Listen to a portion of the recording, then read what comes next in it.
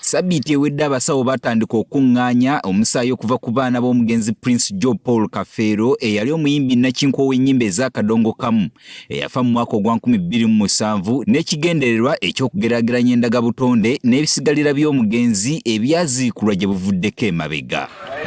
Kusooka abaana 26 be baasooka okwesowolayo ne baggyibwako omusaayi wabula lututuukidde olunaku olwaleero ng'omuwendo guno gulinnye okutuuka ku baana 40. Minisita wa gavumenti ez'ebitundu Baramu Barogahara eyawoma omutwe mu nteekateeka y'okutawuluza enkaayana mu nju ya Kafeero agamba nti kino baakituukako kubanga waliwo abaana bana abaali beefunzizza eby'obugagga bya Paulo Kafeero nga tebaganya mwana mulala kubiganyulwamu ate nga n'abalala bwe baafiirwa abaana nga bagezaako okubazika kitaabwe we yaziikibwa ne balemesebwa.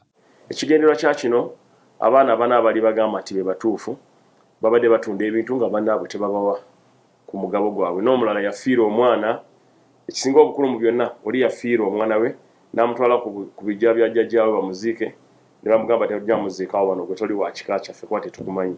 So kati ekiseera kituuse abaana bano bamanye ani abazaala babazaalawa bakola ki. Baramu agamba nti bakyagenda mu maaso okukebera abaana bonna abeesowolayo okukeberebwa kubanga ebisigalira bya Kafeero bakyabirina nga tebagenda kubisaanyaawo. Olwasooka twalina abaana 29 abakola DNA. Jo obwazibidde ndowooza waliwo bunaazibira tujja kubatungira abaana 40 kwabo nga twagala kujjako sample kwabo abaana bonna. Wabula Baramu akangudde ku ddoboozi eri ab'eŋŋanda abaana n'emikwano abatandise okukukuta nga baagala okugulirira abasawo okukyusa ebivudde mu musaayi gw'abaana ba Kafeero.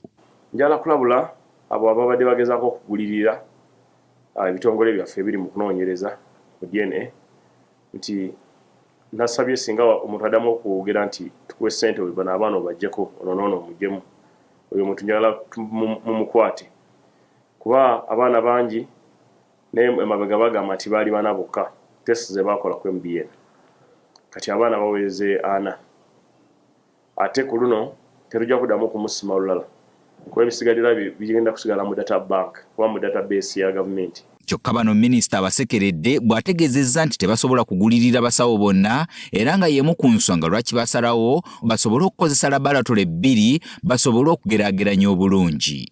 Tulina laboratory za mirundi ebiri. Tulina forensic laboratory, analytical laboratory eyewandegeya eya gavumenti, then tulina n'endala ey'amagye ya police eri Naguru.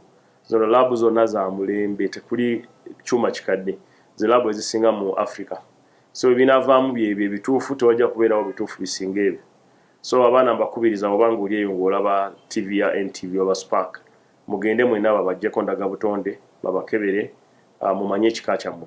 Tetwagadde gamba nti wano baguzeewo kati basobola zigula zombi.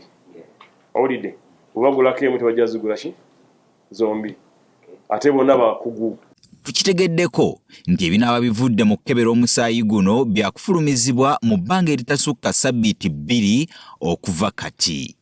Gerald Damulira Agafeeyo ku Spark TV.